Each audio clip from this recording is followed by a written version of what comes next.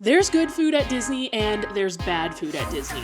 In the past year, I've certainly had plenty of both as I've eaten my fair share of food at the resort. And today, I'm breaking down my best and worst bites of 2024.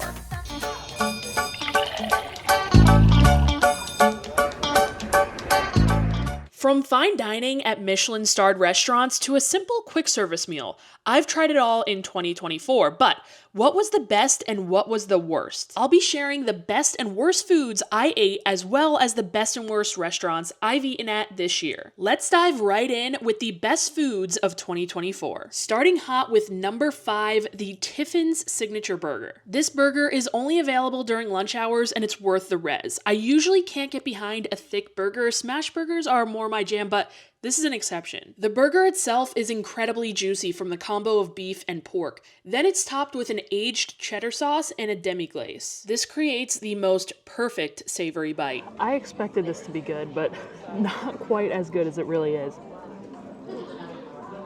Wow. It's super simple. Like, there's not any extra toppings on this. It's literally just the demi-glace, the cheese, the burger, and the bun. But the bun itself, it's so buttery, it almost tastes like a pretzel roll. Like I said, the burger itself is super flavorful. You can taste the little bits of bacon in there. It has a nice char. The red wine demi-glace has that really rich red wine flavor that you love, and then a little bit of creaminess from the cheese that they have. It's almost like a cheese sauce, kind of is tasting like brie cheese. Guys, I don't know if it's too soon to say it, but Steakhouse 71 burger, watch out. I don't know if it's quite as good, but it is pretty damn close. This is the best burger or the second best burger on property right now. And I can't believe I'm saying that. This is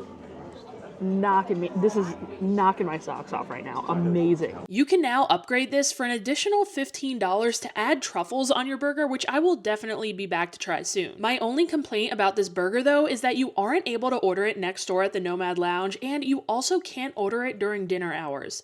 I really hope that changes in 2025. On to number 4 on my list, the spiced goat cheese dip from Victoria Falls Lounge. 2024 brought my first visit to this lounge at the Animal Kingdom Lodge, and I honestly have no clue how I've never been here before. It's right off the lobby, overlooking Boma, and it's just so cozy up here. All of the food was incredible. I really liked the burger, but this goat cheese dip in particular stood out. It was creamy and tangy, served with wood-fired naan that tasted like the most delicious pizza dough. When I took the first bite, I just knew I was going to fall in love with this dish here, and if you're a goat cheese fan like myself, I'm sure you will as well. I'm just trying to gather my thoughts here.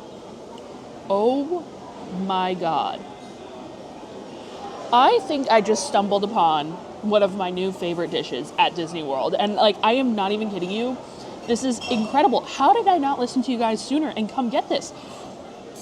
The third best food can be found at Narcoossee's, the almond crusted cheesecake. This is the only sweet treat to make my list, so you know it must be good. Make sure to save some room for this dessert when visiting. The cheesecake itself is super smooth and creamy. There's an almond flavor laced throughout. The almonds on the outside add a great texture, and the cherries are a fantastic complement. And I always say, if you're gonna take my advice and order anything on this menu, it has to be this cheesecake. If you're gonna order one thing at this restaurant, it must be the almond crusted cheesecake. I recently made my friend try this after she said she was too full to try a bite, and she continued to help me lick the plate clean. Best dessert right here at Narcoossee's. Number 2 is over at Morimoto Asia in Disney Springs, the Morimoto spare ribs. When I tell you guys these ribs are fall off the bone tender, I mean it. It's honestly impressive how they can cook these ribs to be super crispy on the outside and then just so incredibly tender. Crispy. And look at how hot they are. I can't even rip it off. But this bone will come completely clean. Oh my God. Yeah, look at that bone. Show that bone. Cleaned. This is amazing. Dom is making me bite the bone to see if it's tender enough to get through. No. Why'd you make me do that? They're tossed in a sweet and sticky sauce, making them irresistible. But keep in mind, they do serve these ribs at the walk-up window outside where they sit in a warmer. They aren't the same, so make sure you get them when dining inside. And number 1 on my list should come as no surprise, but the best thing I ate at Disney World in 2024 are the fried mac and cheese bites from Wine Bar George. This is actually my favorite thing to eat at the entire resort. Every single time. It absolutely never misses, ever. I love mac and cheese, and when it's fried to be golden brown and crisp with a creamy mac inside, forget about it. The cheese sauce has a bit of a peppery kick, which plays really nicely with the tomato sauce underneath. This is a non-negotiable must-order every visit to Wine Bar George. Get them while dining in or to go from the basket outside, and you won't be disappointed. After all that hype around the mac and cheese bites, it is unfortunately time to move on to the worst foods I ate this year. At number 5 are the Sleepy Hollow waffles. You may previously know them as these little beauties. Transportable little sandwiches that could be eaten on the go, filled with either Nutella, strawberries, blueberries, and bananas, or with a sweet and spicy chicken patty and some slaw. Well, I regret to inform you, but 2024 is the year we officially lost the best food in Magic Kingdom, as these waffles were replaced with this. Which you may be thinking, it's a Mickey waffle. How bad can it be? Well, the waffles are dry, soggy, and now you must find a table to sit and eat your waffle, which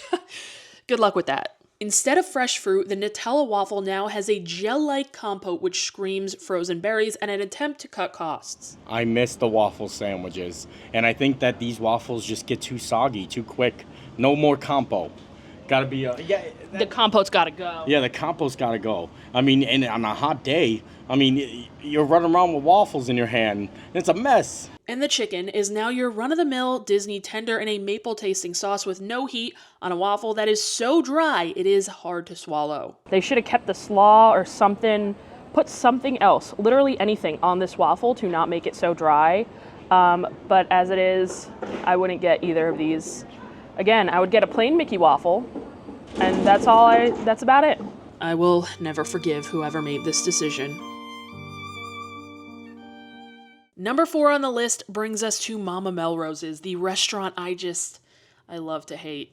I can go on and on about how much I despise this place, but hint hint, it will be featured later on in the video, so for now, I'm just going to talk about the pastas. The pastas at this restaurant are an actual crime, and I have yet to find one that is edible. The birria or ronzoni they've got cooking up back there is never al dente, and the sauces, forget it. The bolognese is, I'll leave that up to you to imagine. The spaghetti and meatballs couldn't even be mixed with the sauce before just pouring a ladle of what tastes like Prego on top. Not to mention, this is the only time all year that I actually had to spit out my food after crunching down on something weirdly hard in my meatball. Then we've got the Wagyu orecchiette with dried cherries in a beef broth soup, and the shrimp pasta with tiny translucent shrimp and undercooked squash.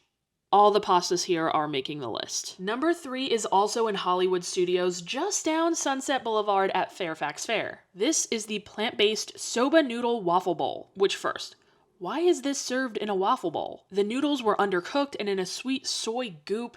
They tasted of cardboard, as did the plant-based chicken on top. And let me just say, although not vegan, I typically enjoy plant-based dishes, just not this one. Oh my god, that is so disgusting. At first, I was like, wait, that actually kind of does have the same like texture as chicken, but it tastes like stale, rotten cardboard. Oh my god, I wish I got some water to get that taste out of my mouth. The second worst food of the year was found at the Lunching Pad over in Magic Kingdom during the Halloween season. The jalapeno popper hot dog was a no from me. The thick glizzy was topped with a sriracha cream cheese that was weirdly somehow sweet. There were also no jalapenos on this at all. Last year, the Cuban dog from here was on the list, but in 2024, it's the jalapeno popper hot dog. And in the number 1 spot for the worst food I ate in all of 2024, it's just everything from Nine Dragons. I dined here twice this year, and both times I was met with inedible, oily food. These shrimp dumplings with a neon yellow gel pumpkin sauce were texturally a disaster. Guys, that was not it. I have absolutely no idea what I even just ate. But all I felt, again, another texture. That stuff on the bottom, it is so slimy, and that's the first thing that hit my mouth, and it was not a pleasant experience. And this stuffed crab claw served atop a hilariously large raw onion was foamy, not good. I honestly could not just choose one thing as the worst from this restaurant. It was all equally bad. And again, we'll surely be revisiting this restaurant, but before we do, let's go over the best Disney restaurants I ate at in 2024. Number 5 is over at the Boardwalk, one of my go-to restaurants, Trattoria Al Forno. This is probably the restaurant on property that I frequent the most. I love a night on the Boardwalk, and the Italian food here is really solid. It's also always easy to find a res here, which makes things very convenient. My go-to dishes here include the mussels appetizer. Now this is a big old bowl of mussels, and what I usually love about these mussels is the pesto cream. It adds such a unique flavor to mussels that like you really don't find other places. The chicken parm, the shrimp pasta, and recently I've been loving the truffle gnocchi. And as much as I'm talking about dinner at Trattoria, this restaurant is really on the list because of the breakfast. I think this is potentially the best breakfast on property, and it's so underrated. The iced coffee here is phenomenal. Now, usually I don't like iced coffees with like this much milk. You can see there's quite a bit of milk or cream mixed in here. I usually like just a drop. This, however, is an exception. It still has that strong coffee flavor, while also some of that like creaminess from all of the cream in here. Oh my God, this iced coffee, I still gotta say, best iced coffee at Disney World. I've had everything on the menu at this point, and the one thing you absolutely have to try are the Al Forno eggs. The Italian crumbled sausage is so good. Obviously, Trattoria's tomato sauce is amazing. Honestly, this might be one of the best breakfast entrees you could get at Disney World. This restaurant has a lot to offer and certainly ranks high on my list. Number 4 is gonna be Morimoto Asia. My first visit to this restaurant was this year, and I've already raved about the ribs, but there is so much other amazing food to enjoy here. Legit, everything I've tried has been insane. Oh my God. That broth has so much flavor, so much umami. That is a delicious, delicious miso soup. The sushi is fantastic. Yeah, this is easily the best California roll I've ever had. They serve the dish that Iron Chef Morimoto created, Buribop, with a fun tableside presentation. And yes, I know this place can get pricey, but in my opinion, it's worth the splurge. Dining at the Boardwalk has really shined this year because my number 3 restaurant is Flying Fish. I feel like a lot of people forget this restaurant exists, but I'm here to remind you of its greatness. The potato crusted snapper is a favorite, but believe it or not, my favorite thing on the menu at a restaurant named Flying Fish is the char crusted New York strip. I'm telling you guys, the char crust at Flying Fish, I don't know what they are doing to this, but it is just phenomenal. If you haven't dined here yet, take this as your sign to finally make that reservation. Number 2 brings us to our Michelin-starred restaurant, Victoria and Albert's. I have dreamed of dining here for years, and 2024 is the year it finally happened. From the second you step foot in the Grand Floridian, the service is impeccable, and that will continue throughout your entire dinner service. While the food was really good, I wasn't completely blown away. Maybe I just went in with unrealistic expectations, so that could be on me. But again, that's not to say the food wasn't delicious. This meal costs $295, but there are of course add-ons like a wine pairing that will make this price shoot up even more. Every dish and wine was so elegantly described to us, and the knowledge of the cast members was truly unreal. The service is really what made this meal stand out. I have never been to a restaurant where they actually follow you to the bathroom and back to your table, which I will admit was a little uncomfy at first. This is a long dining experience, expected to take a few hours, and I think we all did leave a little hungry. But dining at Victoria and Albert's was an experience I'll never forget, and it's only beaten out by my favorite restaurant on property in the number 1 spot, Narcoossee's. This is the place to come if you're looking for an amazing meal from start to finish. Everything from the drinks to the appetizers to the entrees and dessert is fantastic. The service is great, and if you time up your reservation right, you'll be able to watch the fireworks right from your table. And this may be a hot take, but I think the fireworks view from Narcoossee's is better than California Grill. As far as the drinks go, I love the white sangria as well as the key lime pie martini. The shrimp and grits is a must order, and I also really love the brisket tortellini. If I'm feeling fancy, I'll order the surf and turf for dinner. The lobster is always so buttery, and the filet can actually be cut with your fork. It's buttery, it's garlicky, it is so tender, it's to die for, it really is. We already discussed this, but you cannot miss the almond crusted cheesecake for dessert. I think word has gotten out about how good this restaurant is because I can never find a reservation these days. But it is time for the worst restaurants I ate at this year. You may be surprised to hear this, or maybe not if you watched my Dining Around the World showcase series, but most of these restaurants are in Epcot, which is supposed to have some of the best food, so I don't know what's going on. So let's get into it. Number 5 is none other than Tutto Italia in the Italy Pavilion. While I don't care for Via Napoli either, Tutto Italia is significantly worse. After every dish, I found myself wondering if the kitchen staff was provided with any seasonings. Salt, pepper, I needed something. It's very like plain. Like it needs salt. I need salt and I need some crushed red pepper here. Every single food that came to my table was bland as all hell. And don't even get me started on the gnocchi.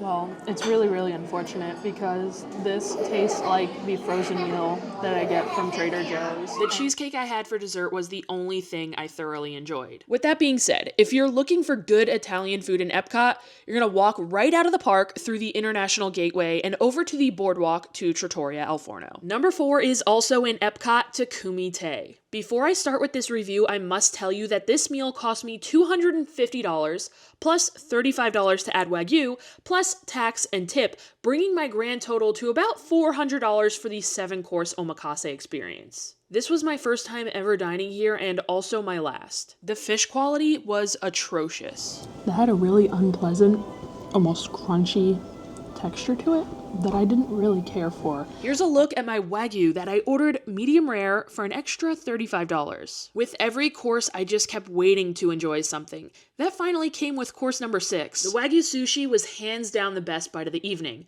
For that price, this meal was unacceptable, especially when you could get a better meal at a fraction of the cost upstairs at Shikisai. Surprise! We're still in Epcot for number 3, which is going to be Monsieur Paul in the France Pavilion. Another pricey meal at $195 plus tax and tip. But this restaurant isn't just on the list for the price. The food was actually so uninspired and bland. And similar to Takumi Te, the food at the casual restaurant Chefs de France downstairs is a step above. Guys, I could go on and on about this forever. There were shells in all of my seafood. And now that I think about it, I was saying I prefer to eat those dishes from the regular table service restaurants here at Disney World. I would even prefer the lobster bisque from the quick service restaurant downstairs to this.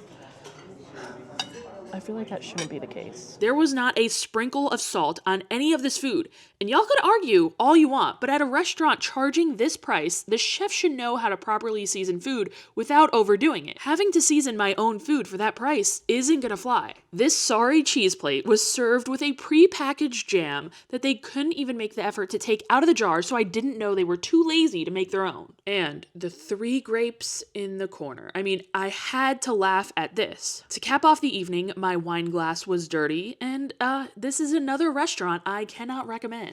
Okay, Epcot, I'm done with you for now. We're coming back though, so don't get too comfortable, because Mama Melrose, you're up next in the number 2 spot. I kid you not, it is cheaper to take an Uber off property to Olive Garden and enjoy a meal there. Not only will it be cheaper, but the food is better. I already went in on the pastas earlier, so let's talk about this prosciutto pizza with deli ham. It was truly awful. As was this cold bean dip with cold, non-crispy focaccia. I mean, this is like spongy, soft, and cold. Like, you know how focaccia bread is supposed to be like, you're supposed to put like olive oil on top, and the top almost like fries. Like the top is supposed to be really nice and crusty. This tastes like it's just like straight from the grocery store here. Like this focaccia bread is truly, truly awful. Guys, I am so sorry, but I really cannot wait for this restaurant to be leveled to make way for Monsters, Inc. land soon. And finally, Epcot, I told you not to get too comfortable because we are back. The worst restaurant I ate at in 2024 is Nine Dragons. Like I said, I gave this restaurant 2 chances this year. The first time I couldn't eat the oily mess that was the spicy mala beef. And the second time I experienced the appetizers from hell. I guess the crispy honey chicken here is fine, but it's definitely not better than orange chicken from Panda Express. Well, that is going to do it for us with our recap of the best and worst of Disney food in 2024. Leave me a comment letting me know if you agree or disagree with any of my opinions. And make sure to hit that subscribe button if you enjoy honest Disney food reviews, because I'm reviewing even more in 2025.